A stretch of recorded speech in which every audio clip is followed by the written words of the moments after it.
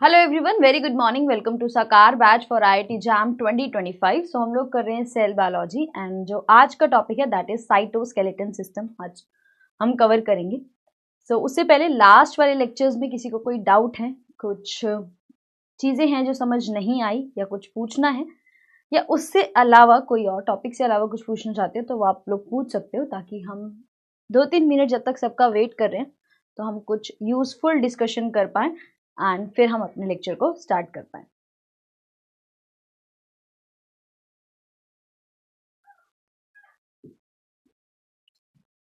Good afternoon.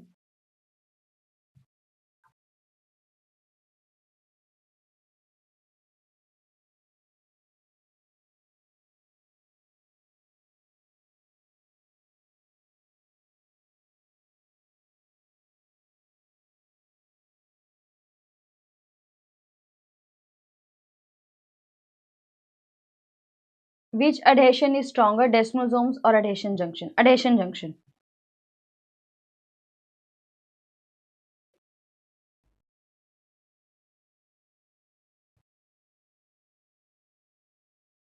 And वो adhesion junction नहीं है, वो adherence junction है।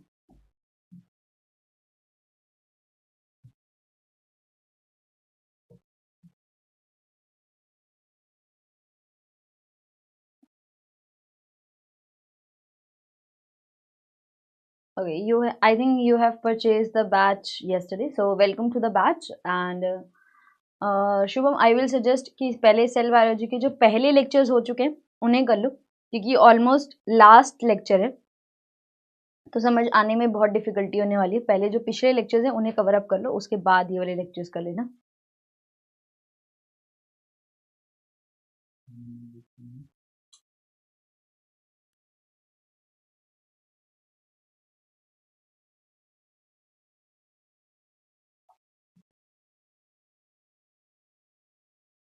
अगर सेल ज़्यादा एसिडिक हो जाएगा तो एटीपीएस पंप का क्या काम होगा? वहां पर काम करते हैं प्रोटोन पंप्स। एसिडिक होना का मतलब क्या है कि वहां पर प्रोटॉन्स बहुत ज्यादा हैं, हाइड्रोजन आयंस बहुत ज्यादा है। हाइड्रोजन आयंस को सेल के बाहर भेजने का जो काम है वो करते हैं आपके ATPase pump, that is proton pumps जो होते हैं।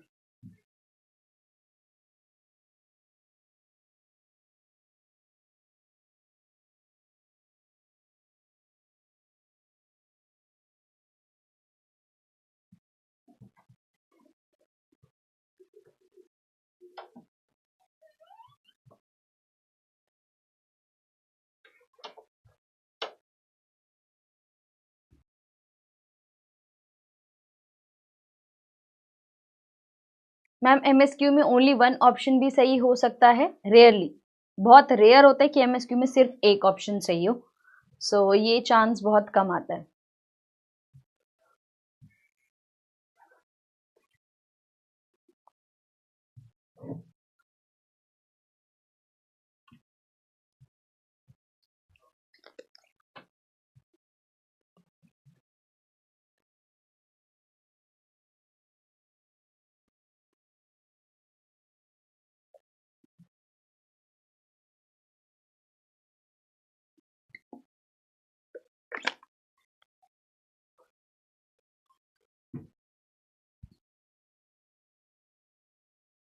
BSc Biotech students eligible to give GATE Excel exam? Yes, you are eligible.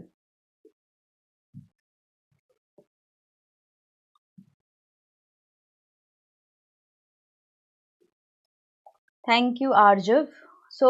I think mostly सब स्टूडेंट्स ने ज्वाइन कर लिया है। मुझे एक छोटी सी इन्फॉर्मेशन पहले कन्वे करनी है, वो कन्वे कर दूँ। मैं एक्चुअली लीव पर हूँ from 17 to 19, that is Wednesday to Friday. Already जब आप अपने प्लानर्स देखोगे तो उसमें कुछ इस तरीके से मेंशन है। मंडे को हमें करना है साइटोस्केलेटन सिस्टम पार्ट 1, ट्यूसडे को कवर करना है साइटोस्केलेटन सिस्टम पार्ट 2, वेडनेसडे को हमें करना था सेल साइकिल पार्ट 1, उसके बाद थर्सडे को हमें करना था सेल साइकिल पार्ट 2 और फ्राइडे को करना था सेल सिग्नलिंग। ये ओरिजिनल प्लान था। Since I have to be on leave from Wednesday to Friday, plan कुछ इस तरीके से है। मंडे और ट्यूसडे साइटोस्केलेटन सिस्टम पार्ट 1 और 2 मैं कंबाइन करके आज ही कंप्लीट कर दूंगी। मैं पूरा साइटोस्केलेटन सिस्टम आज पढ़ाऊंगी, और जो आपके वेडनेसडे और थर्सडे का टॉपिक था सेल साइकिल पार्ट 1 और पार्ट 2, वो मैं मर्ज करके कल मतलब ट्यूसडे को पढ़ाऊंगी। और लास्ट में बच जाएगा सिर्फ एक topic, that is cell signalling, जो मैं नेक्स्ट वीक में एक एक्स्ट्रा क्लास लेके कंप्लीट कराऊंगी। सो इस तरीके से हम टाइम पे सिलेबस भी पूरा कर लेंगे एंड जो बीच में एक इमरजेंसी आ रही है उसको कवर अप भी हो जाएगा। सो ये प्लान है। इन केस आप लोगों को डाउट ना हो तो मैंने बता दिया कि ये सिस्टम अभी फॉलो होगा। I gave JAM and GATE last year and got 37 and 28 with 4 months of preparation without any coaching. So I think 37 needs to be improved. 37 जो मार्क्स हैं वो क्वालिफाई करने के लिए, लेकिन अगर आपको एक अच्छा इंस्टीट्यूट चाहिए सो आपको जिस हिसाब से इस बार का ट्रेंड रहा है 60 प्लस मार्क्स 65 प्लस मार्क्स तो श्योरिटी से जैम में चाहिए ही चाहिए अगर आपको एक अच्छा इंस्टीट्यूट चाहिए जो इस बार का ट्रेंड रहा है। तो सभी लोगों को पहले मैं जब बोलती थी तो पहले हमेशा कहते थे 60 प्लस मार्क्स ले आओ, एक अच्छी रैंक ले आओ and you will be sorted. But अब मैं ये कहूंगी 70 प्लस मार्क्स लेके आओ, अच्छी रैंक्स लेके आओ, तभी कुछ होगा, ठीक है। और जनरल कैटेगरी स्पेशली और बेटर करो क्योंकि बहुत लिमिटेड सीट्स है जनरल वालों के लिए और जो जा रही है बहुत हाई कट ऑफ जा रही है।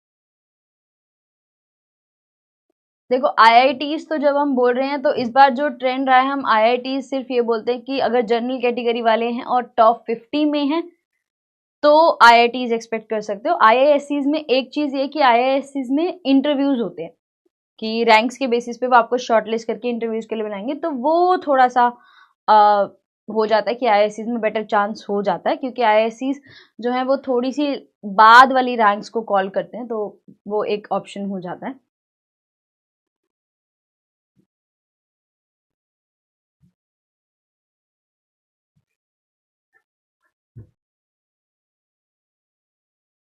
आई थिंक शुरू करें। सो लास्ट क्लास में हम लोगों ने पढ़ा था सेल सेल इंटरैक्शंस। आज हम पढ़ेंगे साइटोस्केलेटन सिस्टम जिसमें हमारे पास एक्टिन फिलामेंट्स है, इंटरमीडिएट फिलामेंट्स एंड माइक्रोट्यूब्यूल्स हैं। तो सबसे पहले what is cytoskeleton system. Cytoskeleton system क्या है?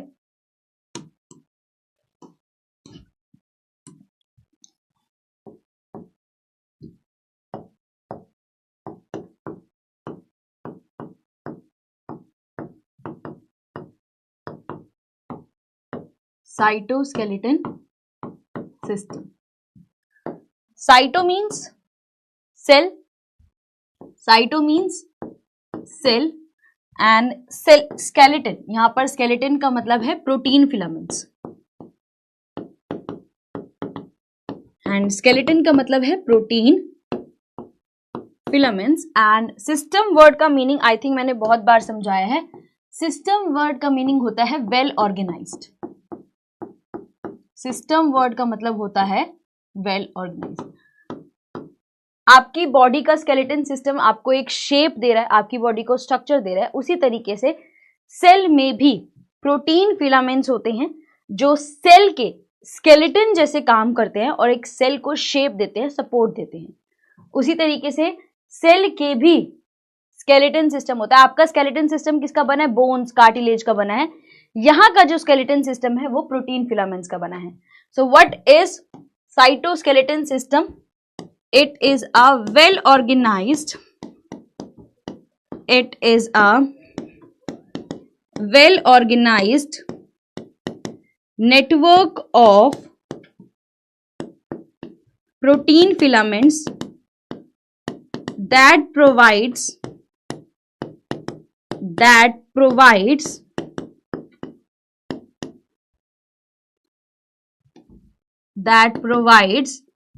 cell shape, support and also helps in cell movement. Shape, support and also helps in and also helps in cell movements. ये जो system है, ये जो प्रोटीन फिलामेंट्स हैं,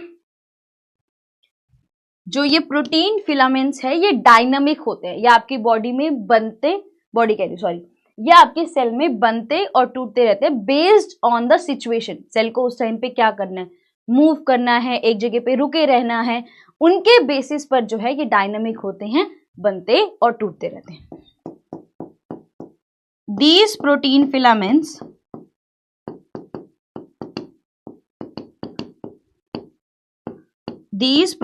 filaments are dynamic, that is, they are built and broken.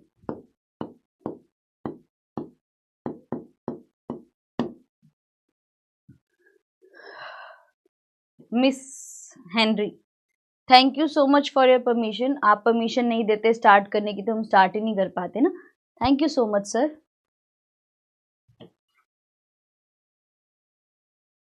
And I think जब जो ऐसे वाले होते हैं ना, लेट स्टार्ट, मैम शुरू करो, the person standing here in front of you is not a robot.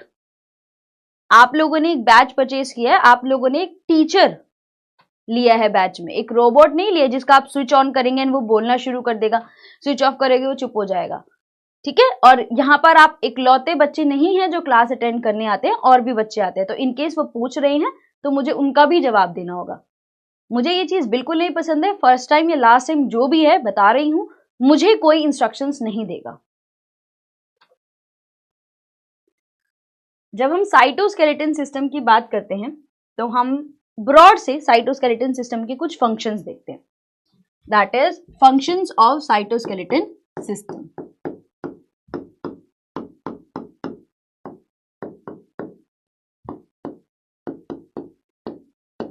Functions of cytoskeleton system.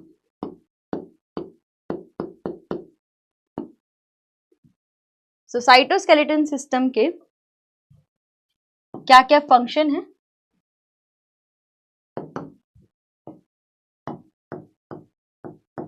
ये आपकी सेल को शेप देता है, ये आपकी सेल को सपोर्ट देता है, ये आपकी सेल की मूवमेंट्स कराता है,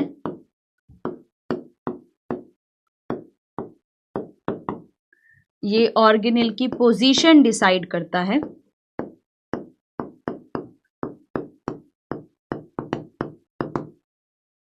ये ऑर्गेनेल की मूवमेंट कराता है,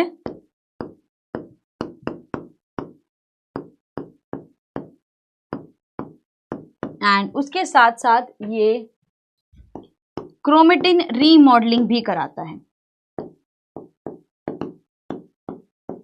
क्रोमेटिन रीमॉडलिंग भी कराता है। तो आप सब लोगों ने पढ़ा होगा या जिन्होंने भी नहीं पढ़ा कि जो आपका डीएनए होता है उसको रैप करके रखते हैं। डीएनए जो है वो अपने आप में बहुत बड़ा है और जो न्यूक्लियस का साइज है वो छोटा है। तो उस न्यूक्लियस में इतने बड़े डीएनए को अकोमोडेट करने के लिए डीएनए को फोल्ड करके रखा जाता है, पैकेज करके रखा जाता है, रैप करके रखा जाता है। तो इस पैकेजिंग में जो चेंजेस होते हैं उसे कहते हैं क्रोमेटिन रीमॉडलिंग। तो chromatin remodelling is change in packaging of DNA, change in packaging of DNA, इसे कहते हैं क्रोमेटिन रीमॉडलिंग। एंड ये जो फंक्शन है ये आपके साइटोस्केलेटन सिस्टम का है। तो क्या क्या फंक्शन है? सेल को शेप देना, सपोर्ट देना, सेल मूवमेंट कराना, एसी ऑर्गेनेल की पोजीशन डिसाइड करना, ऑर्गेनेल की मूवमेंट कराना, और उसके साथ साथ क्रोमेटिन रीमॉडलिंग कराना, दैट इज क्रोमेटिन डीएनए जो है उसकी पैकेजिंग में चेंज कराना। ठीक है। जब हम साइटोस्केलेटन सिस्टम की बात करते हैं तो ये 3 टाइप के हैं।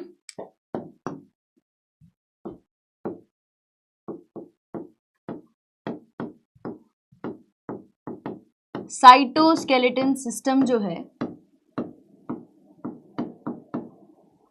3 टाइप का है। सबसे पहले हैं actin filaments,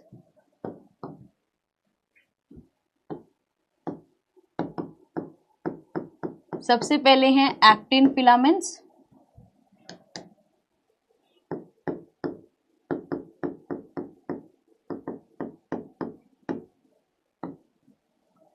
then we have intermediate filaments,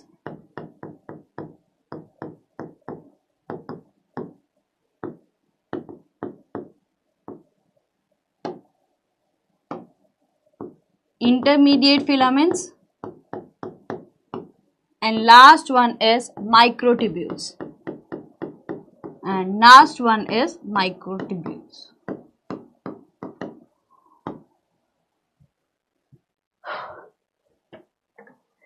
cytoskeleton system 3 type के हैं, actin, intermediate filaments and microtubules. जो एक्टिन फिलामेंट्स है वो बनते हैं एक्टिन प्रोटीन्स के, जी एक्टिन के। दीज आर मेड ऑफ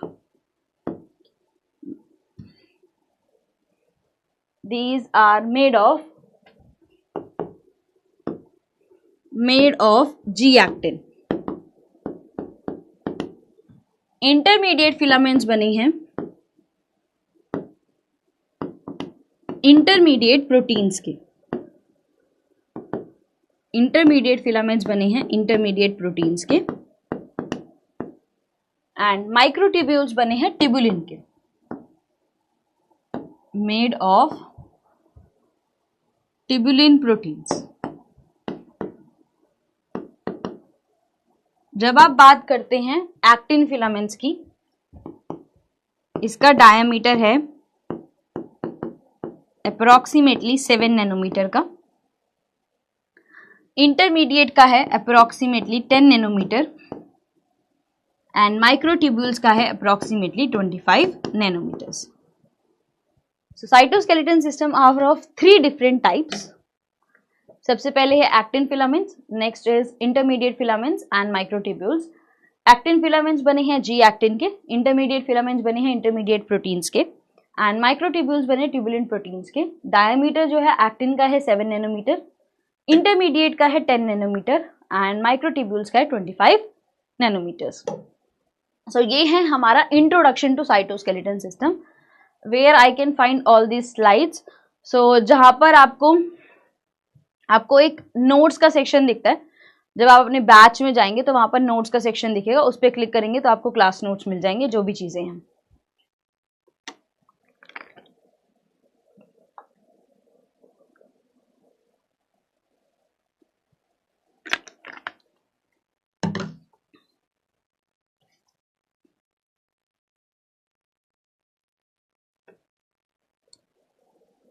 शुरू करते हैं सबसे फर्स्ट से एक्टिन फिलामेंट से। एक्टिन फिलामेंट्स की जब हम बात करते हैं तो एक्टिन फिलामेंट्स जो हैं वो थिन फ्लेक्सिबल फिलामेंट्स हैं, थिन फ्लेक्सिबल प्रोटीन फिलामेंट्स। ये थिन फ्लेक्सिबल प्रोटीन फिलामेंट्स हैं जिनका diameter approximately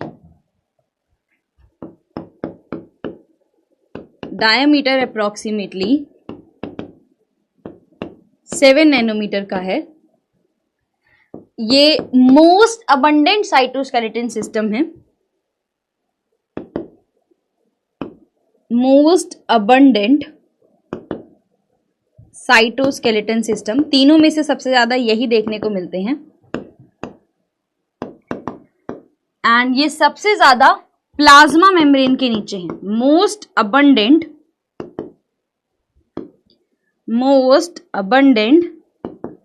below plasma membrane.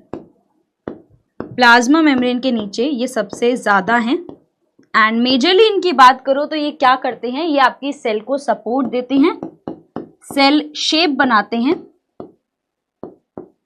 Cell के मूवमेंट्स में हेल्प करते हैं, सेल की शेप बनाते हैं और सेल मूवमेंट्स में हेल्प करते हैं। एक्टिन फिलामेंट्स थिन है, फ्लेक्सिबल प्रोटीन फिलामेंट्स है, डायमीटर 7 नैनोमीटर का है, मोस्ट अबंडेंट साइटोस्केलेटन प्रोटीन्स हैं, most abundant below plasma membrane. सबसे ज्यादा ये प्लाज्मा मेम्ब्रेन के नीचे मिलते हैं और ये सेल शेप और सेल मूवमेंट्स में हेल्प करते हैं। जब हम बात करते हैं एक्टिन फिलामेंट्स की, इनकी जो मोनोमर यूनिट है, सबसे छोटी यूनिट है, उसे हम कहते हैं जी प्रोटीन। मोनोमर यूनिट जो है,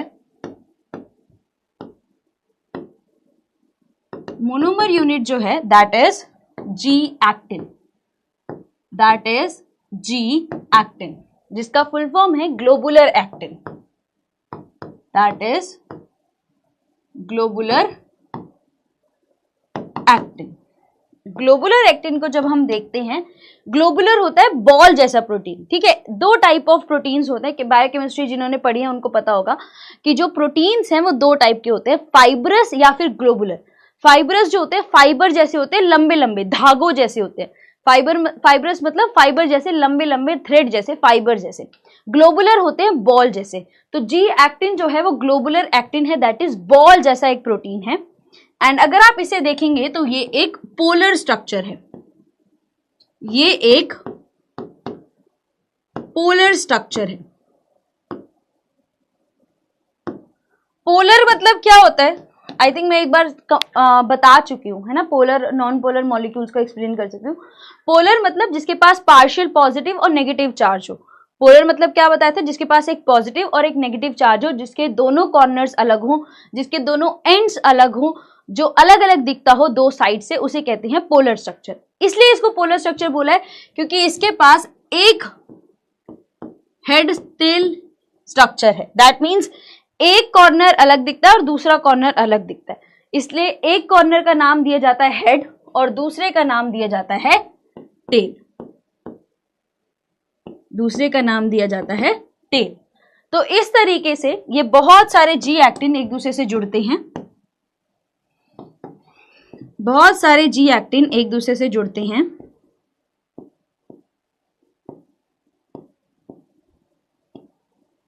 और एक्टिन फिलामेंट बनाते हैं।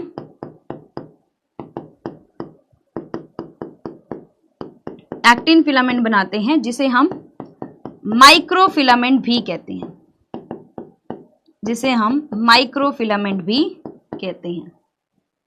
तो इन दोनों, और हमेशा याद रखना जब ये एक दूसरे के साथ अटैच हो रहे हैं या फिलामेंट बना रहे हैं तो दो एक्टिन के बीच में 166 डिग्री का एंगल होता है। हमेशा याद रखना जब एक्टिन एक दूसरे से जुड़ रहे होते हैं तो सीधे सीधे नहीं जुड़ते, थोड़ा सा टिल्ट होके घूम के जुड़ते हैं, जिस वजह से इनके बीच में होता है 166 डिग्री का एक एंगल। एंड जब इसको देखते हैं तो ये एक डबल हेलिकल स्ट्रक्चर जैसा दिखता है।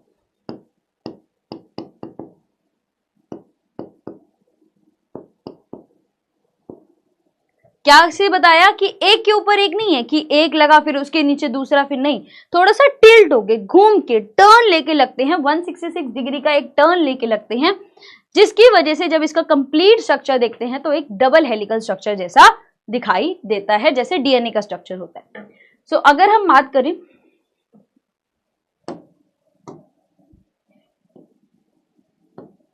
Monomer unit G actin globular actin होती है। जब इसका स्ट्रक्चर देखोगे तो ये पोलर स्ट्रक्चर है, मतलब एक हेड होता है, एक एज, एक कॉर्नर अलग होता है, एक टेल अलग होता है। सो इसी तरीके से जी एक्टिन एक दूसरे से जुड़ते हैं, थोड़ा सा टर्न लेके 166 डिग्री का टर्न लेके जुड़ते हैं और एक एक्टिन फिलामेंट, माइक्रो फिलामेंट जिसे हम कहते हैं, वो बनाते हैं। एंड जब इसको देखा जाए तो एक डबल हेलिकल स्ट्रक्चर जैसा ये दिखाई देता है।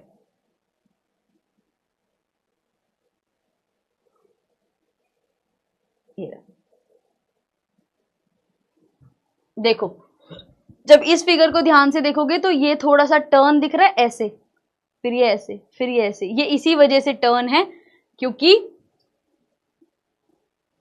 166 डिग्री का एंगल है। जब हम बात करते हैं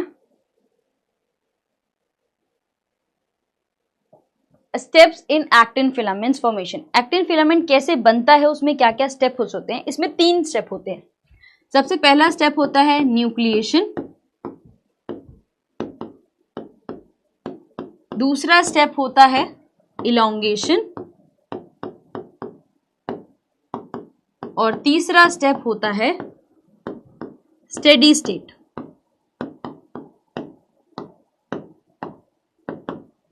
स्टेडी स्टेट मतलब इक्विलिब्रियम की स्टेट, सबको पता होना चाहिए। जो क्वेश्चंस आते हैं साइटोस्केलेटन सिस्टम के क्वेश्चंस कैसे आते हैं, साइटोस्केलेटन सिस्टम के क्वेश्चंस आते हैं उनके फंक्शन पर। तो हम इंट्रोडक्शन पूरा पढ़ेंगे, लेकिन जो मेन क्वेश्चन बनेगा वो उनके फंक्शन से बनता है। जो स्टेप्स है वो 3 है, न्यूक्लिएशन, इलॉन्गेशन और स्टेडी स्टेट। न्यूक्लिएशन में क्या होता है, 3 जी एक्टिन एक साथ आते हैं, 3 जी एक्टिन एक साथ आते हैं और एक न्यूक्लियस बनाते हैं। 3 जी एक्टिन एक साथ आएंगे और एक न्यूक्लियस बनाएंगे।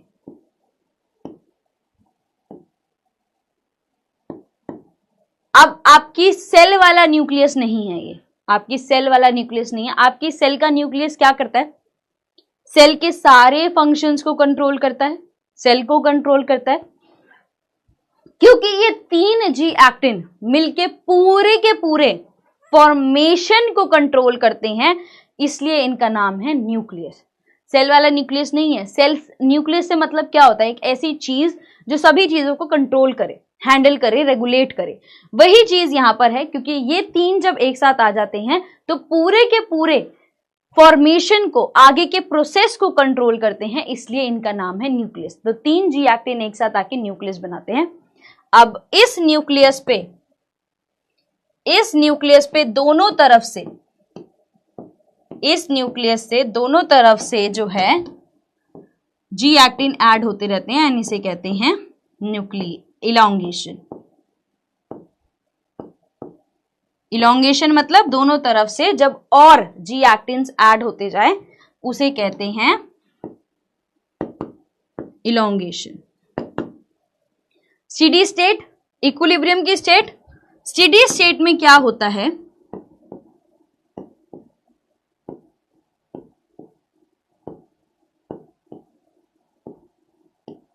स्टेडी स्टेट में जितने एक तरफ से जी एक्टिन रिमूव हो रहे हैं उतने ही दूसरी तरफ से ऐड होते हैं, एंड इसे कहते हैं स्टेडी स्टेट। ध्यान से देखो, एरोस एक साइड से मैंने एरोस बाहर करे और दूसरे से अंदर किए। जितने जी एक्टिन एक तरफ से बाहर जा रहे हैं उतने ही जी एक्टिन दूसरी तरफ से अगर ऐड होते हैं उसे कहते हैं स्टेडी स्टेट।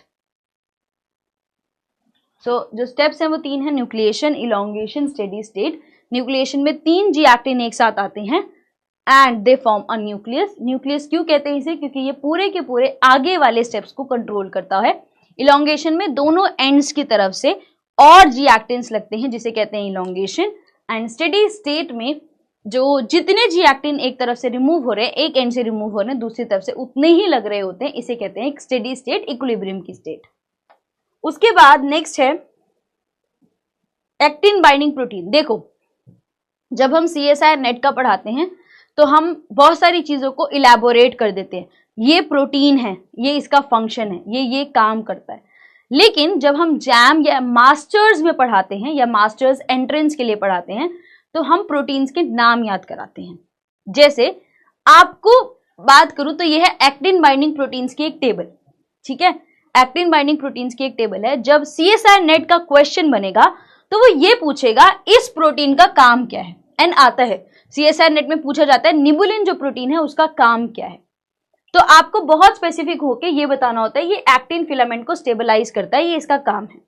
लेकिन जब मास्टर्स का क्वेश्चन पेपर आता है, जैम का क्वेश्चन पेपर आता है, CUT PG का क्वेश्चन पेपर आता है, GAT भी का क्वेश्चन पेपर आता है, तो वो ये पूछता है अगर आपको एक प्रोटीन बोला निबुलिन तो वो किससे रिलेटेड है ये बताओ, या फिर एक्टिन फिलामेंट से रिलेटेड एक प्रोटीन कौन सा है, निबुलिन टिक कर दो। तो आपको क्या करना है, आपको एग्जैक्टली फंक्शंस याद नहीं करने, आपको ये याद रखना है कि एक्टिन फिलामेंट से रिलेटेड कौन कौन से प्रोटीन है। देखो, जब मैंने फिगर्स दिखाई थी आपको, अल्फा कैटेनिन वहां पर था, जो फिगर आपको कल दिखाई थी सेल सेल इंटरेक्शन में, वहां पर अल्फा कैटेनिन भी था, टेलिन भी कराया आप लोगों को, ठीक है। उसके अलावा अल्फा कैटेनिन भी कराया आप लोगों को। तो ये क्या है, आपको इनके नाम याद रखने हैं कि ये एक्टिन से रिलेटेड है। एग्जैक्टली क्या काम कर रहे हैं वो आपको याद नहीं रखना, क्योंकि that is not a part of your syllabus.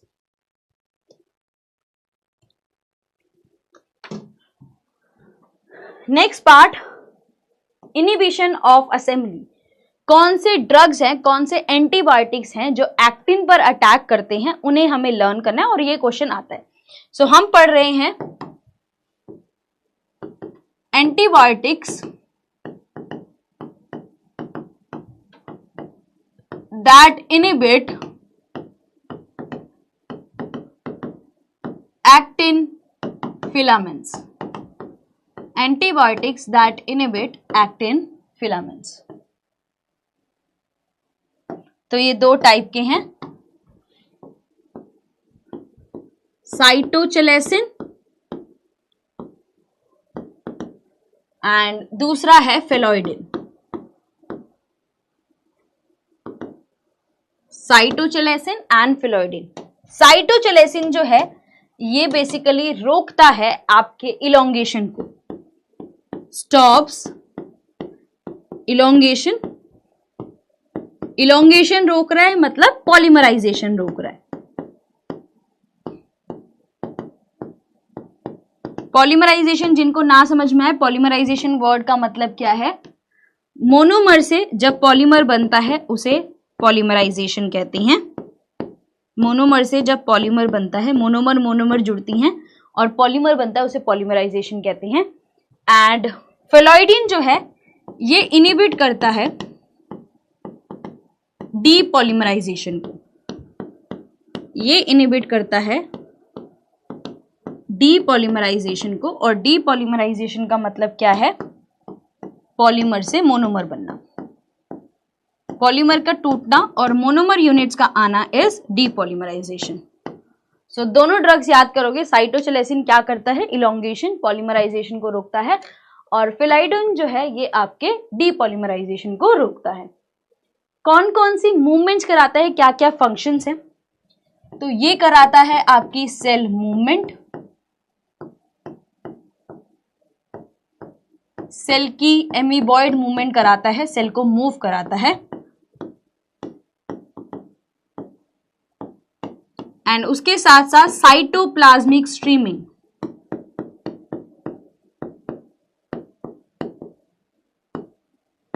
Cytoplasmic streaming, cyclosis. Cytoplasm के जो मूवमेंट है, साइटोप्लाज्म में जो सर्कुलर मूवमेंट होती है वो कौन कराता है, वो एक्टिन फिलामेंट्स कराते हैं। सो ये सबको याद रखना है। हमने क्या क्या पढ़ा, हमने एक्टिन फिलामेंट्स के बारे में पढ़ा है। एक्टिन फिलामेंट्स क्या है, थिन फ्लेक्सिबल प्रोटीन फिलामेंट है, डायमीटर 7 नैनोमीटर का होता है, मोस्ट अबंडेंट साइटोस्केलेटन सिस्टम है, सबसे ज्यादा प्लाज्मा मेम्ब्रेन के नीचे होता है, सेल को शेप देता है और सेल मूवमेंट्स कराता है। मोनोमर यूनिट जी एक्टिन है, ग्लोबुलर एक्टिन बॉल शेप का ये होता है, पोलर स्ट्रक्चर है, एक हेड होता है और एक टेल होता है। So G actin with a turn 166 degree का एक टर्न लेके एक दूसरे से जुड़ते जाते हैं और एक डबल हेलिकल स्ट्रक्चर बनाते हैं, जिसे हम माइक्रोफिलामेंट या फिर एक्टिन फिलामेंट कहते हैं।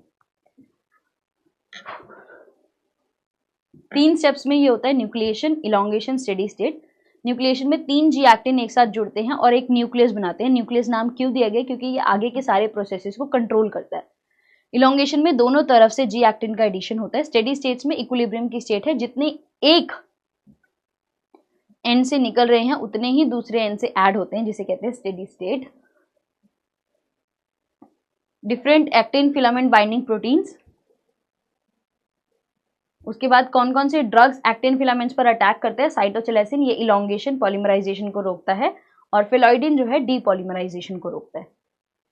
क्या क्या करता है, सेल मूवमेंट्स कराता है, सेल को सपोर्ट भी दे सकता है, और एमीबॉइड मूवमेंट कराता है, और साइटोप्लाज्मिक स्ट्रीमिंग कराता है, साइक्लोसिस कराता है। क्लियर, एक्टिन फिलामेंट्स क्लियर है सबको।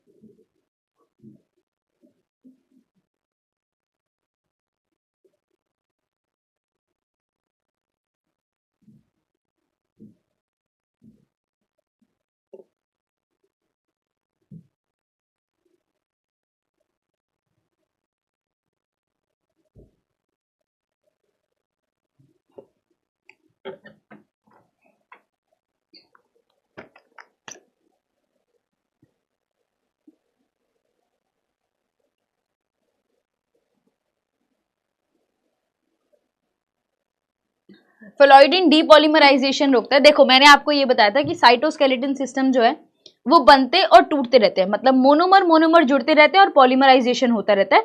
टूटते रहते हैं मतलब मोनोमर मोनोमर अलग होते रहते हैं और डीपॉलीमराइजेशन होता रहता है।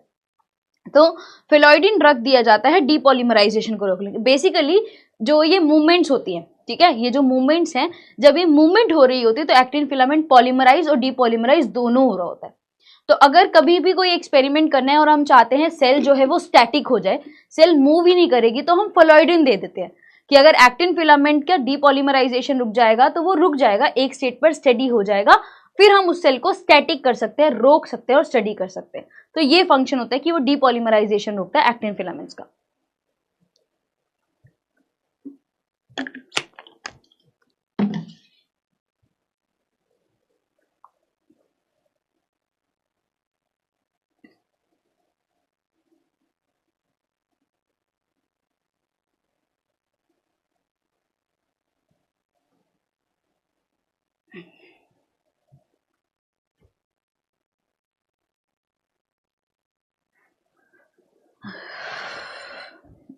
ओके, नेक्स्ट फिलामेंट्स है इंटरमीडिएट फिलामेंट्स। इंटरमीडिएट फिलामेंट्स क्यों है इनका नाम? क्योंकि जो इनका डायोमीटर है, लिखा है ना, डायोमीटर जो है वो इनका 10 नैनोमीटर का है, मतलब दोनों के बीच का, माइक्रो फिलामेंट, एक्टिन फिलामेंट और माइक्रोट्यूब्यूल के बीच का है इनका डायमीटर, इसलिए इनका नाम है इंटरमीडिएट फिलामेंट्स। डायमीटर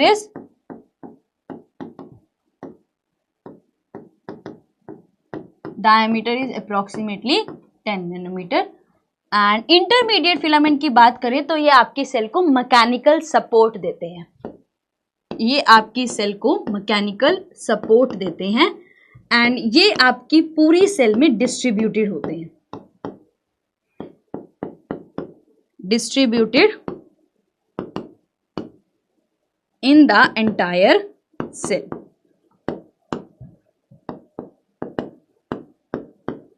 पूरी सेल में ये डिस्ट्रीब्यूटेड रहते हैं।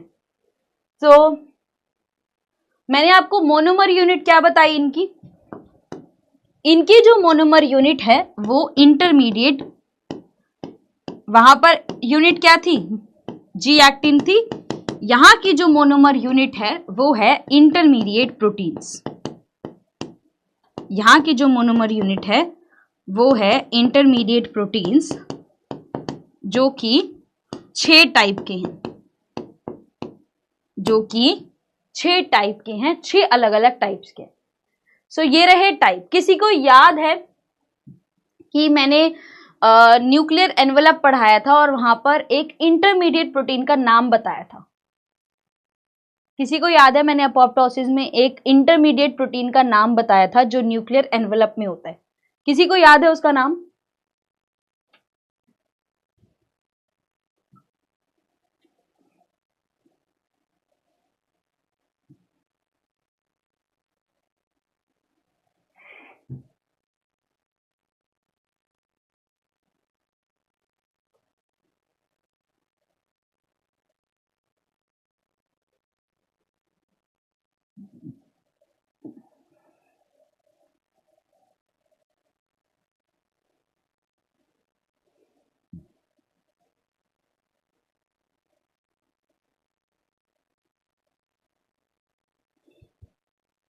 किसी को, या किसी को भी याद नहीं है?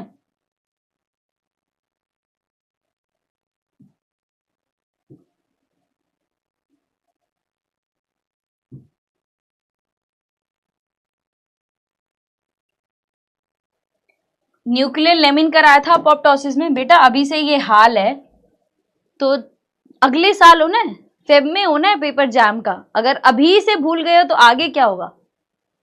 न्यूक्लियर लेमिन कराए थे अपोप्टोसिस में, कराया था न्यूक्लियर लेमिन, ये रहा। न्यूक्लियर लेमिन क्या है? इंटरमीडिएट फिलामेंट प्रोटीन है। तो हमने देखे 6 different types of, 6 different types of, और बोलते जाओ, देयर आर 6 डिफरेंट टाइप्स, 1 2 3 4 5 6, 6 अलग अलग type of intermediate filament proteins होते हैं जो अलग अलग टाइप ऑफ इंटरमीडिएट फिलामेंट्स बनाते हैं। सो क्या क्या है देखो, जिनसे क्वेश्चन आता है वो टिक कर देती हूँ। वाइमेंटिन पे क्वेश्चन आता है, डेस्मिन पे क्वेश्चन आता है, न्यूक्लियर लेमिन पे क्वेश्चन आता है, नेस्टिन पर आता है, न्यूरोफिलामेंट प्रोटीन्स पर आता है। तो जिन पे आता है उन्हें टिक कर दिया। वाइमेंटिन कहां पर है? फाइब्रोब्लास्ट सेल्स में है, व्हाइट ब्लड सेल्स में और अलग अलग सेल टाइप्स में होता है। डेस्मिन मसल सेल्स में होता है। पेरिफेरल न्यूरॉन्स में होता है। न्यूरोफिलामेंट प्रोटीन्स कहां होते हैं? न्यूरॉन्स में होते हैं। न्यूक्लियर लेमिन न्यूक्लियर लेमिना में होते हैं। नेस्टिन स्टेम सेल्स में होता है, स्पेसिफिकली सेंट्रल नर्वस सिस्टम में होता है। तो जिन पे क्वेश्चंस आते हैं उन्हें टैग कर दिया है, उन्हें लर्न कर लेना और उनकी लोकेशन भी लर्न कर लेना।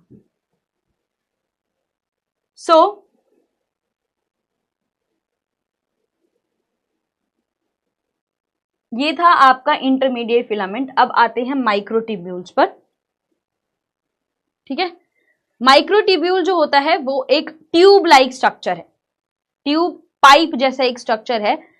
दैट मीन्स सेंटर से, जो आपको इतनी बार एग्जांपल्स में पढ़ाती हूं कि आप एक वाटर पाइप ले लो, ठीक है, जो वाटर पाइप होता है, वाटर सप्लाई का पाइप होता है, वो ले लो। वो बीच से कैसे होता है? खाली होता है और साइड में उसके प्लास्टिक और स्टील होता है। वैसे ही माइक्रोट्यूब्यूल है, उसके साइड्स में ट्यूबुलिन प्रोटीन होता है और बीच से खाली होता है। माइक्रोट्यूब्यूल क्या है?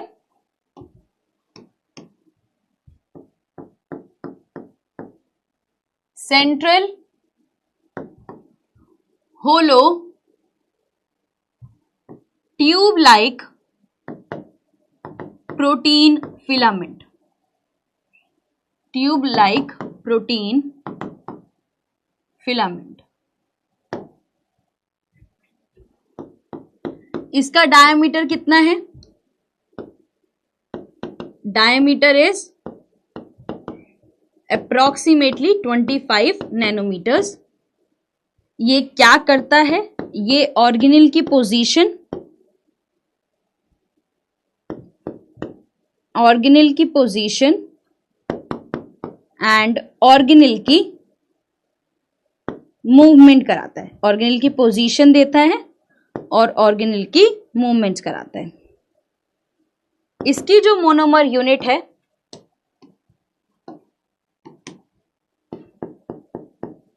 यहां पर जो मोनोमर यूनिट है that is tubulin proteins. Monomer unit जो है वो है ट्यूबुलिन प्रोटीन्स। अब मुझे आप लोगों को ये कराना है कि आपके माइक्रोट्यूब्यूल्स कहां कहां पर मिलते हैं। फंक्शंस ऑफ माइक्रोट्यूब्यूल में आप सब लोग याद रखोगे कि पहला फंक्शन है स्पिंडल फाइबर बनाना। स्पिंडल फाइबर कौन बनाता है? माइक्रोट्यूब्यूल से बनते हैं आपके स्पिंडल फाइबर्स। पहला फंक्शन क्या है? स्पिंडल फाइबर फॉर्मेशन कराना। उसके बाद नेक्स्ट है, सेंट्रोसोम हो गया ये तो। उसके बाद नेक्स्ट है ऑर्गेनेल मूवमेंट। अभी ये बताती हूँ ये क्या है। नेक्स्ट फंक्शन है ऑर्गेनेल मूवमेंट। नेक्स्ट फंक्शन है organelle movement. And third function जो है वो है movement of cilia and flagella. Third function है movement of cilia and flagella. Movement of cilia and flagella is also a function of your intermediate proteins. अब मुझे जो कराना है वो है एक topic motor proteins. Next topic is motor proteins. मैंने आपको सबसे पहले एक्टिन कराया तो बताया एक्टिन सेल मूवमेंट कराता है, सेल को शेप देता है। वहीं पर जब मैंने आपको माइक्रोट्यूब्यूल बताया तो आपको बताया था कि ऑर्गेनेल को मूव कराता है। तो ये मूवमेंट कैसे होती है वो तो क्वेश्चन है। सो उसमें काम करते हैं मोटर प्रोटीन्स। मोटर प्रोटीन्स क्या है? ये वो प्रोटीन्स हैं जो आपके साइटोस्केलेटन सिस्टम्स को मूवमेंट्स में हेल्प कराते हैं। These proteins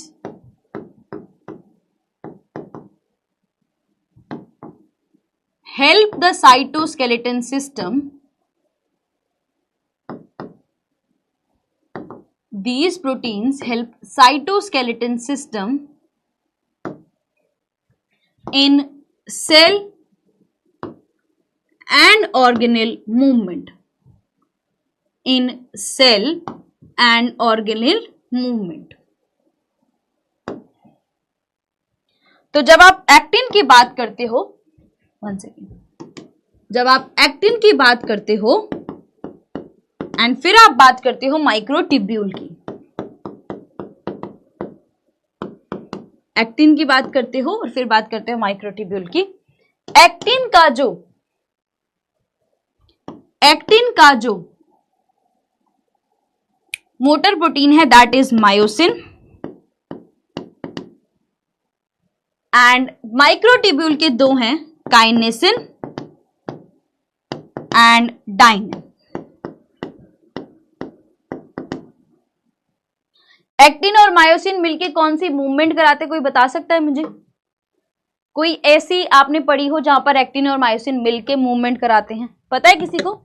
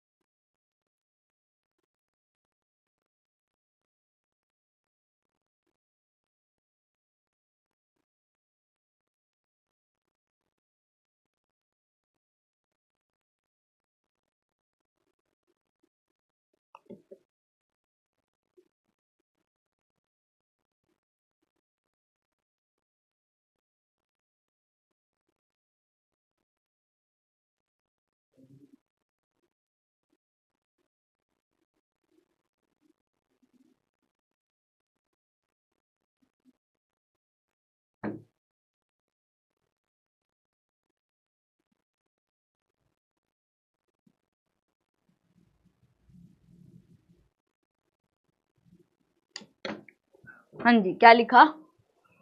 स्पर्म टेल भी होगा मैम? हाँ जी, स्पर्म टेल में भी माइक्रोट्यूब्यूल्स ही होते हैं। Muscle contraction, correct. एक्टिन और मायोसिन मिलके कराते हैं मसल कॉन्ट्रैक्शन।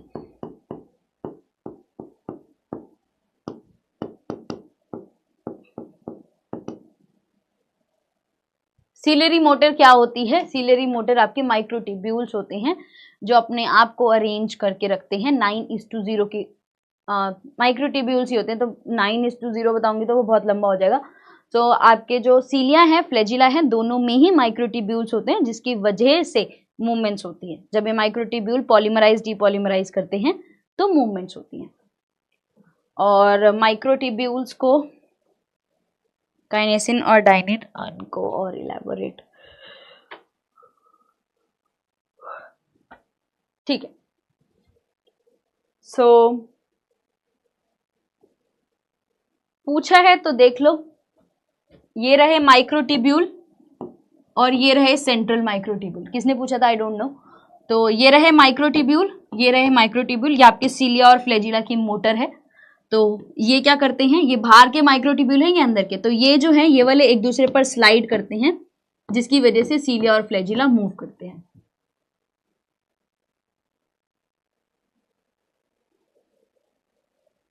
सो क्वेश्चन कैसे कैसे आते हैं, फंक्शंस पे बता चुकी हूँ, फंक्शंस पे क्वेश्चंस आते हैं। दूसरा, इस पे भी क्वेश्चन आता है कि कौन सा किसका जो है मोटर प्रोटीन है। सो याद रख लेना, काइनेसिन और डाइनिन किसके हैं? माइक्रोट्यूब्यूल के हैं। और एक्टिन का क्या है? मायोसिन। साइटोस्केलेटन सिस्टम क्लियर सबको? साइटोस्केलेटन सिस्टम मास्टर्स के जो एंट्रेंस एग्जाम है उसमें बहुत कम आता है। सिमिलरली सीएसआई नेट में भी कम ही आता है, वहां पर भी फंक्शन ही पूछते हैं, वो थोड़ा सा लंबा हो जाता है फंक्शन वाला पार्ट, यहाँ पर फंक्शंस वाला पार्ट बहुत क्रिस्प रहता है हमेशा। क्लियर है? साइटोस्केलेटन सिस्टम क्लियर है?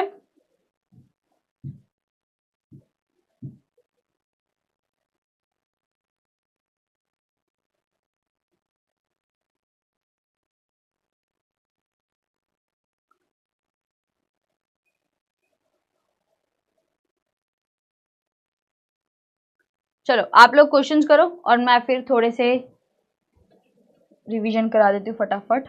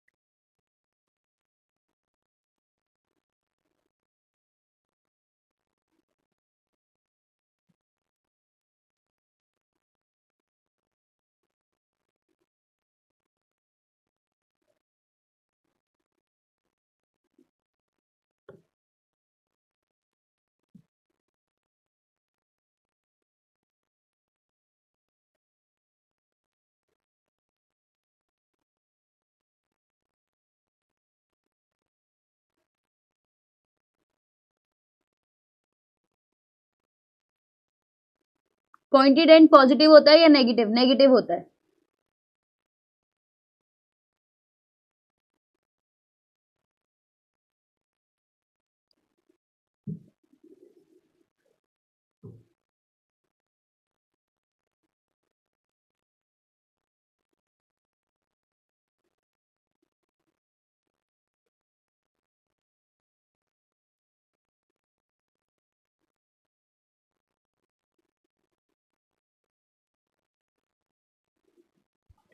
Cell component not a part of cytoskeleton system, that is mitochondria.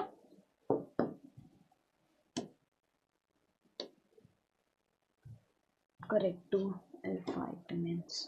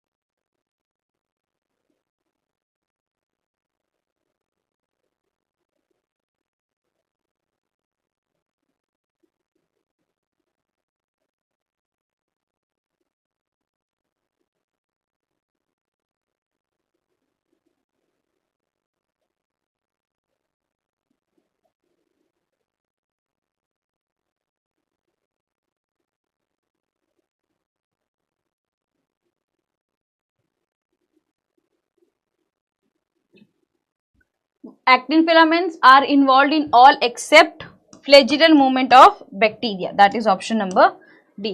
तो यहां पर देखो तीनों की तीनों चीजें मेंशन है जो मैंने कराई हैं, ठीक है। तो सेम क्वेश्चन दोबारा लगा हुआ है क्या?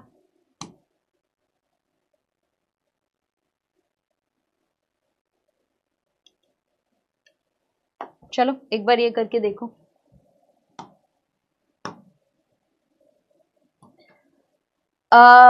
What is gamma tubulin? Tubulin जो होते हैं ना वो 3 टाइप के होते हैं, alpha beta and gamma. Alpha और बीटा जो है वो मोस्ट कॉमन है, गामा जो है वो थर्ड टाइप होता है जो बहुत ज्यादा या फिर आपको होगी प्रेजेंट होता है सिर्फ और सिर्फ सेंट्रोजोम्स में।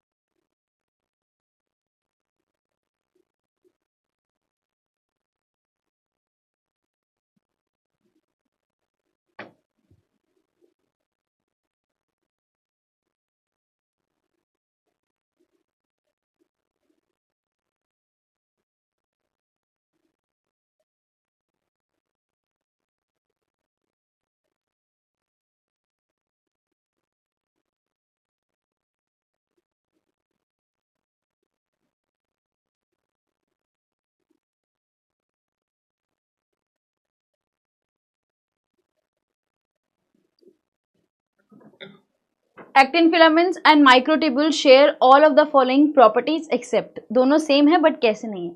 Involve in cell motility, they are intrinsically polar structures, they are associate with motor proteins. Okay, ये एक्चुअली CSIR नेट का क्वेश्चन है तो इसलिए they are involve in cell motility. Actin filament जो है मोटिलिटी में है और थोड़ी बहुत जो है वो आपका सेल मोटिलिटी में हम ऑर्गेनेल मूवमेंट भी इंक्लूड करते हैं, तो दोनों ही काम कर रहे हैं। They are intrinsically polar structures, हाँ जी पोलर स्ट्रक्चर है क्योंकि ट्यूबुलिन का भी स्ट्रक्चर जो है वो वैसा ही होता है। दे असेंबल्ड फ्रॉम सब यूनिट्स दैट आर हेटेरोडाइमर्स। जो एक्टिन है, एक्टिन में सारी मोनोमर क्या है, जी एक्टिन है, और माइक्रोट्यूब्यूल में भी जो है जो सारी की सारी, क्या कर दिया मैंने,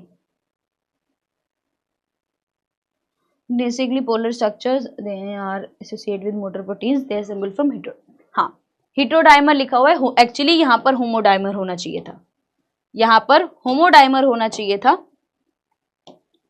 तो इसलिए ये कंफ्यूजन है। क्योंकि एक्टिन फिलामेंट जो है वो सारे के सारे एक्टिन फिलामेंट्स किसके बने हैं, वो सारे के सारे एक्टिन फिलामेंट्स जो हैं वो बने हैं आपके एक्टिन के। वहीं पर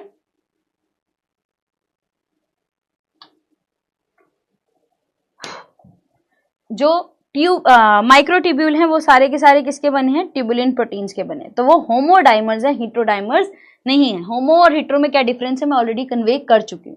So correct answer is option number D. Good one.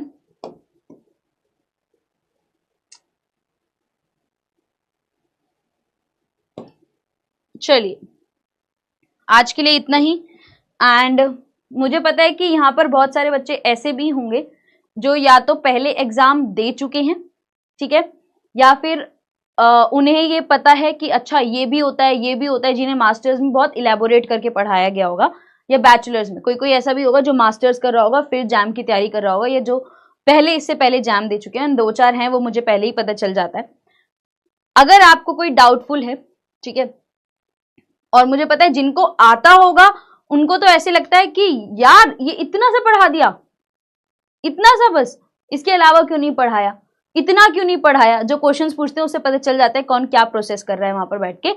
लेकिन I should convey it very well, और मैं बहुत क्लियर शब्दों में बता देती हूं, अगर आपको सेमेस्टर एग्जाम्स के अकॉर्डिंग पढ़ना है, ठीक है, सेमेस्टर एग्जाम्स के अकॉर्डिंग पढ़ना है या CSIR नेट के लेवल के अकॉर्डिंग पढ़ना है, CSIR नेट के लिए वी आर रनिंग अ शोध बैच, ठीक है, उसके अकॉर्डिंग पढ़ना है, शोध बैच है उसके लिए। एंड अगर आपको सेमेस्टर एग्जाम्स के लिए पढ़ना है, एंड आई थिंक मैं मोस्टली ये बात कन्वे करती हूँ कि मैं कभी भी आपके सेमेस्टर एग्जाम के अकॉर्डिंग नहीं पढ़ा रही, मैं उतना क्रिस्प पढ़ाऊंगी। मेरे लिए यहाँ बैठा हर एक बच्चा इंपॉर्टेंट है, और मेरा टारगेट ये है कि यहाँ बैठा हुआ मेरा हर बच्चा जो है वो क्वालिफाई कर जाए, उसको जैम जब वो देने जाए उस दिन उसको ये पता हो कि मैं ये चीज पढ़ के आया था। एंड मैं अपने लास्ट वाले बैच जो साकार बैच गया उसमें ऑलरेडी ये चीज देख चुकी हूँ।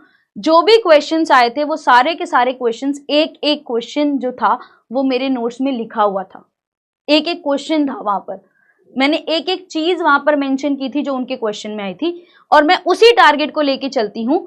कि बहुत सारे बच्चे ऐसे होते हैं कि ये नहीं पढ़ाया, ये तो पढ़ाया ही नहीं, तो ये क्लियर क्लैरिटी सब लोगों को अपने दिमाग में लेके चलनी होगी। This is a competition level class, and competition level class का मतलब ये है कि वहां पर वो कंटेंट होगा जो एग्जाम क्वालिफाई करा दे। मैं इस टॉपिक को 4 घंटे भी पढ़ा सकती हूँ, जो मैं एक्चुअली पढ़ाती हूँ। जब मैं शोध में पढ़ाती हूँ, जब मैं CSIR नेट पढ़ाती हूँ, तो मैं स्केलेटोस्केलेटन सिस्टम 4 घंटे पढ़ाती हूँ। That is the question. Life sciences is very diverse. अगर आपने एक बुक पढ़ ली और आपको ये लगता है कि हमें तो मैम से ज्यादा आता होगा, जरूर आता होगा, कोई कमी नहीं है, लेकिन आपसे ज्यादा मुझे ये आता है कि ये क्वेश्चन एग्जाम में आएगा, ये क्वेश्चन पूछा जाएगा। आपका जो कॉन्फिडेंस है कि हमें तो इनसे ज्यादा आता है क्योंकि ये नहीं बता रही, ये वाला बात नहीं बताई। कोई भी, आई नो बहुत सारे जज हैं, सारे बैठे हैं यहाँ पर, बहुत अच्छे अच्छे जजेस बैठे हैं यहाँ पर, जो अच्छा ये नहीं बताया तो मैम को ये आता ही नहीं होगा। कॉन्फिडेंस है ना वो चीज का, रखो, सुपर डुपर हाई रखो अपना कॉन्फिडेंस कि हमें आपसे ज्यादा आता है। लेकिन I can bet on this कि आपसे ज्यादा मुझे ये पता है कि आपके एग्जाम में क्या आने वाला है। एंड जो टॉपर्स गए हैं ना, उनके इंटरव्यूज भी देख लेना, वो क्या बताते हैं, ठीक है, उन्हें भी देखो और अपने आप को भी देखो। जज करना है करो, जितना करना है करो, क्योंकि अगर जज करने से एग्जाम क्वालिफाई हो जाते तो सब किसी का हो जाता। ठीक है, very clear cut, in short concise वो बता रही हूं। यहां पर लिखा हुआ हर एक शब्द मैं श्योर हूं कि कहीं ना कहीं एग्जाम में आता है, किसी ना किसी एग्जाम में आता है। जिनको डाउट है कि पूरा पढ़ाया है या नहीं पढ़ाया, तो वो भी बता देती हूं।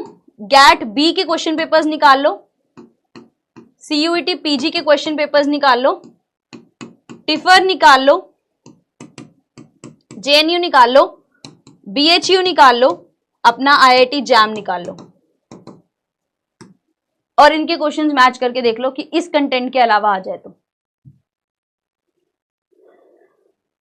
ठीक है, ये लिख लिए। जैम को टारगेट करता हुआ बैच है ना, 6 और एग्जाम है जिनको हम टारगेट कराते हैं इसी बैच से। पूछो, अच्छे से पूछो, जो पूछना चाहते हो पूछो, बट मुझे भी पता है कौन यहां बैठ के मुझे जज कर रहा है और कौन यहां बैठ के मेरा टेस्ट ले रहा है, तो मेरे से तो होशियारी करना मत। आप इस बैच में आए हो, इससे पहले 4 बैच हम पढ़ा चुके हैं।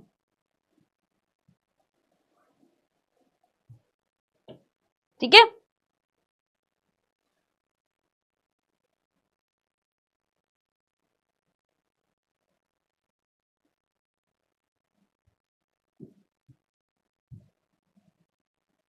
क्वेश्चन पेपर्स कहां से निकालें? ये सारे जो हैं, ये सीयूईटी लिख रहे हो ना, इसके साथ सीयू सेट भी लिख सकते हो, क्योंकि इससे पहले सीयू सेट हुआ करता था, अब सीयूईटी होता है।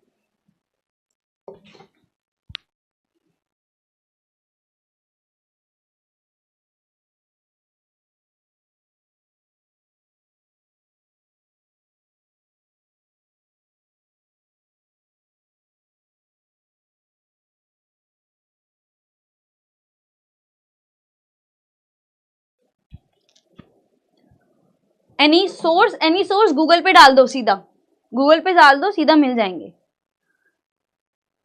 एंड अगर और भी है तो इससे पहले, और हाँ आई थिंक मैं पहले बोल चुकी हूँ कि ये वाले क्वेश्चन पेपर्स तो नेट से डाउनलोड कर लो, ये नेट पर है, गूगल पर भी है।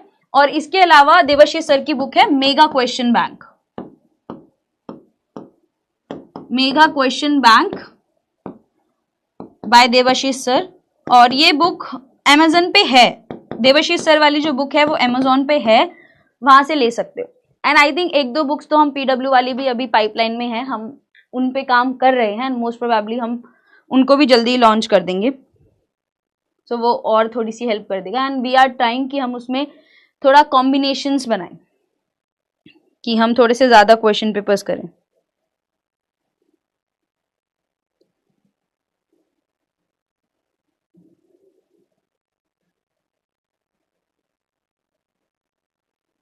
और जिनको थोड़ी सी इंफॉर्मेशन कम है उनको बता देती हूँ कि ये जो जेएनयू और बीएचयू है ना, ठीक है, जेएनयू और बीएचयू जो है वो 2 साल पहले हुआ करता था। ठीक है, ये आई थिंक अप्रोक्सीमेटली जेएनयू और बीएचयू जो है वो अप्रोक्सीमेटली 2020 तक कंडक्ट कराए गए हैं, जितना मुझे याद है। ये 2020 तक दोनों कंडक्ट कराए गए हैं, बाद में इनको सीयूईटी के साथ मर्ज कर दिया गया था। बट ये अभी भी नेट पर अवेलेबल हैं इनके क्वेश्चन पेपर्स, और मैंने बहुत बार अपनी क्लास में भी इनके क्वेश्चन पेपर्स को कराया है।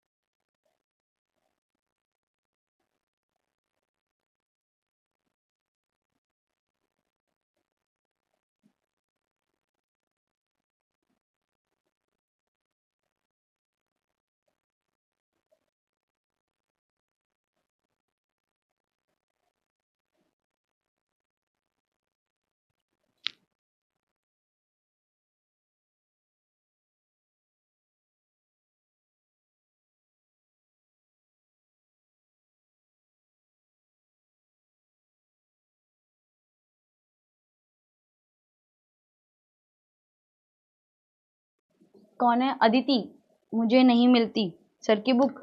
मैम देवर्षि सर की बुक का लिंक प्रोवाइड कर दी, उस पर हो, टेलीग्राम चैनल पर एडिड हो Aditi? If I take chemistry in 3 years, so I will be eligible for JAM, but if I take chemistry in 3 years, so I will be, क्या पूछना चाहते हैं फरीन? डाउट क्लियर नहीं है मुझे। Does BHU and JNU consider JAM? BHU and JNU consider your CUET?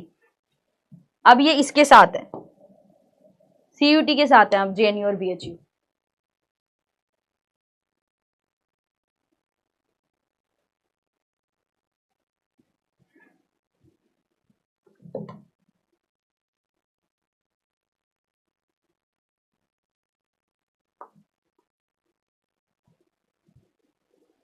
ठीक है, मैं वहां पर भेज दूंगी बुक का लिंक, टेलीग्राम चैनल पर शेयर कर दूंगी।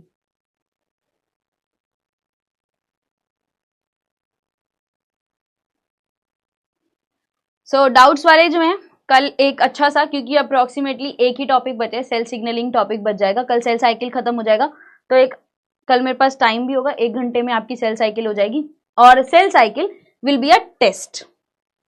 सो सेल साइकिल जो है वो सबका टेस्ट होने वाला है। तो मैं पहले ही बता रही हूं, कल सेल साइकिल की स्टेजेस, मैं कभी भी सेल साइकिल की स्टेजेस नहीं पढ़ाती हूं, मैं सेल साइकिल की स्टेजेस का टेस्ट लेती हूं। सो कल सब लोग प्रिपेयर करके आएंगे सेल साइकिल स्टेजेस, रेगुलेशन मैं कराऊंगी, स्टेजेस आप बताएंगे, एंड उसके साथ साथ एक और टेस्ट लाइंड अप होगा, क्योंकि सेल बायोलॉजी कल खत्म हो जाएगी, ठीक है, एक सेल सिग्नलिंग का टॉपिक पड़ जाएगा, वो नेक्स्ट क्लास में हो जाएगा। सो कल एक गुड सेशन रखते हैं, आपके डाउट्स को क्लियर करते हैं, कौन सा कंटेंट आएगा और कौन सा नहीं आता। लास्ट क्वेश्चन में सिर्फ माइक्रोट्यूब्यूल होता तो 4th ऑप्शन सही होता, नहीं, अल्फा हो या बीटा हो, ठीक है, अल्फा हो या बीटा हो, वो है तो ट्यूबुलिन ही ना। देखो प्रोटीन को सेम, ये मैंने अपोप्टोसिस वाली क्लास में समझाया था कि अलग अलग प्रोटीन एक फैमिली में कब आते हैं, जब उनके डोमेन्स सेम होते हैं, ठीक है, जब डोमेन सेम हो जाते हैं ना, वो प्रोटीन सेम हो जाता है। डोमेन के बीच बीच वाले जो स्ट्रक्चर हैं वो चेंज हो सकता है, लेकिन फिर भी वो वही प्रोटीन कहलाएगा। जब हम प्रोटीन को स्टडी करते हैं तो हम उसके डोमेन को स्टडी करते हैं, जिन जिन प्रोटीन का डोमेन सेम होता है वो सेम प्रोटीन्स कहलाते हैं। अल्फा और बीटा दोनों के दोनों ट्यूबुलिन ही कहलाते हैं, क्योंकि उनके डोमेन सेम है, जो उनके फंक्शनल डोमेन है, काम करने वाले डोमेन सेम है, तो वो ट्यूबुलिन ही कहलाएंगे। अल्फा और बीटा नाम इसलिए दिया है क्योंकि उनके बीच बीच के जो सेक्शंस है वो अलग हैं, तो वो ट्यूबुलिन ही है, और वो होमोडाइमर ही है, क्योंकि है तो वो ट्यूबुलिन ही ना, नाम अल्फा और बीटा है। Chemistry for 5th and 6th semester, will I be eligible for jam biotechnology? Chemistry जब होगा तो केमिस्ट्री एडिशनल सब्जेक्ट होगा ना, मेन कोर्स तो आपका बैचलर्स में बायोटेक्नोलॉजी ही रहेगा, उसमें एडिशनल सब्जेक्ट इलेक्टिव आप केमिस्ट्री लोगे।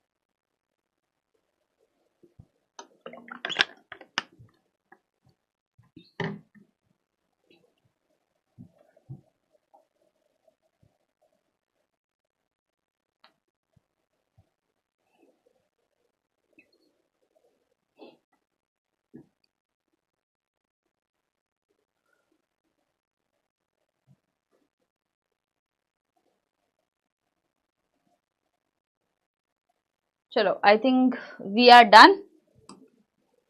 सो पढ़ के आना कल, आई होप अच्छे से चीजें बता पाओगे।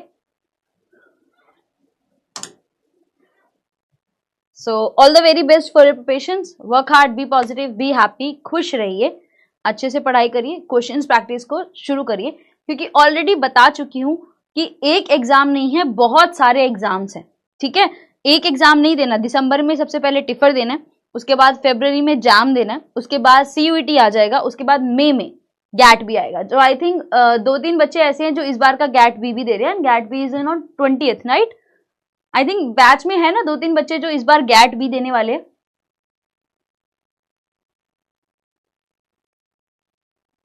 मैम लास्ट सेमेस्टर में 5th सीजन में एक ही सब्जेक्ट होता है और अभी सेकेंड ईयर में 2 सब्जेक्ट्स हैं, केमिस्ट्री एंड बॉटनी।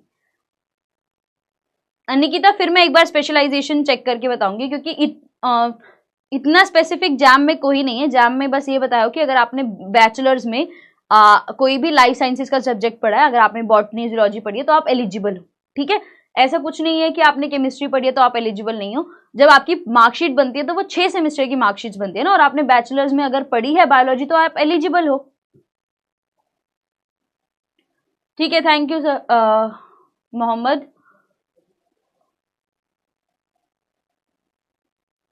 किसने पूछा था? अदिति ने पूछा थी।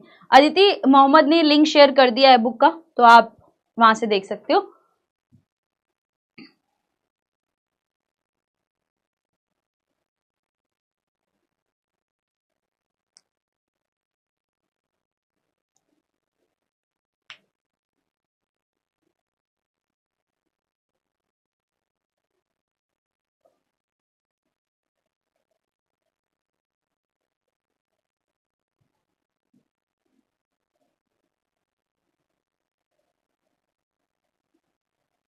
चलो, सो all the very best.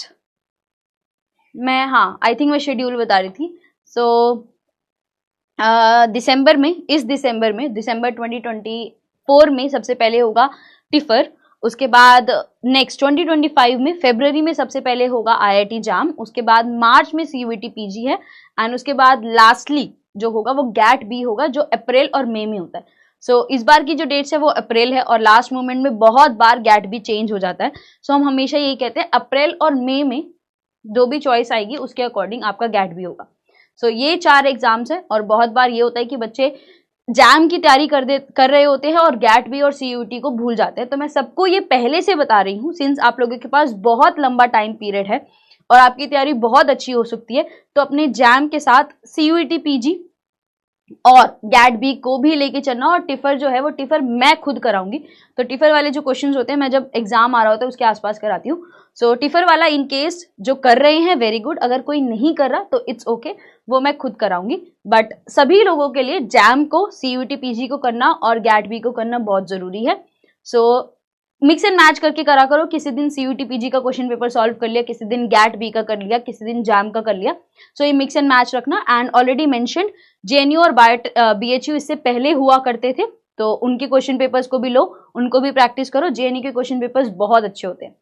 JNU अब कंडक्ट नहीं कराता, लेकिन जब कंडक्ट कराता था विद अ स्टैंडर्ड कंडक्ट कराता था। JNU बायोटेक्नोलॉजी के क्वेश्चंस बहुत अच्छे होते हैं। एंड आई थिंक मैंने जो मास्टर्स लेवल देखा है ना, सबसे अच्छे एग्जाम्स का, सबसे अच्छे क्वेश्चंस का, वो मैंने हमेशा JNU बायोटेक्नोलॉजी का देखा है। सो उसके क्वेश्चन पेपर्स को भी प्रैक्टिस करो। जो वो क्वेश्चन पेपर्स प्रैक्टिस करोगे JNU बायोटेक्नोलॉजी वाले, उससे बहुत क्रिस्प, बहुत अच्छी प्रिपरेशन होगी, वो सबसे अच्छी चीज है। एंड उसके अलावा और क्या बताना था? JNU हो गया, BHU हो गया, हाँ। और CUET PG में जो होता है, CUET PG में बच्चे लास्ट में कंफ्यूज होते हैं, मैम CUET PG का जो एग्जाम होता है वो बॉटनी होता है, जूलॉजी में भी होता है, बायोटेक्नोलॉजी भी होता है, लाइफ साइंसेज भी होता है, बायोकेमिस्ट्री भी कंडक्ट कराता है, माइक्रोबायोलॉजी भी कराता है। तो इन टोटल 6 सब्जेक्ट कंडक्ट कराता है CUET PG। तो उनके भी ये लगा लो कि 1 साल के 6 क्वेश्चन पेपर्स।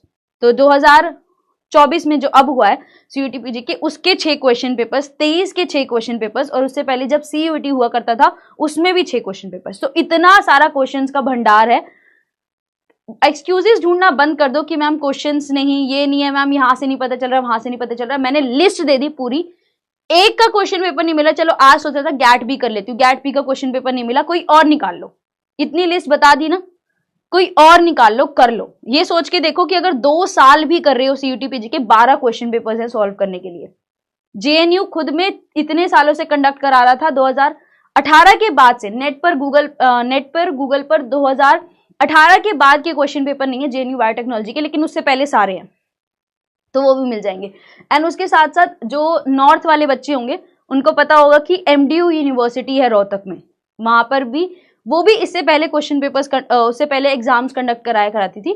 साउथ वालों को आई थिंक नहीं पता होगा, लेकिन जो नॉर्थ वाले बच्चे हैं उनको पता होगा कि एमडीयू यूनिवर्सिटी रोहतक इससे पहले एग्जाम्स कंडक्ट कराती थी, उसके पास भी, उसमें भी अगर आप ढूंढोगे, that is basically a state university, Haryana की एक यूनिवर्सिटी है वो, उनके क्वेश्चन पेपर्स भी काफी अच्छे हैं, उनकी वेबसाइट पर अपलोडेड है, उनकी वेबसाइट पर खुद अपलोडेड है उनके क्वेश्चन पेपर्स। तो इस तरीके से अगर आप लिस्ट बढ़ाते जाओ तो ये तो आपके सारे नेशनल वाले एग्जाम्स हैं जो नेशनल लेवल पे कंडक्ट कराती थी। इसके बाद स्टेट यूनिवर्सिटीज भी कंडक्ट कराती हैं, जैसे फॉर एग्जांपल, जैसे हाँ आई थिंक जो साउथ वाले हैं उनको पता होगा, यूनिवर्सिटी ऑफ हैदराबाद कंडक्ट कराती है, university of Hyderabad, university of Hyderabad अपने कंडक्ट कराती थी, उनके क्वेश्चन पेपर्स हैं।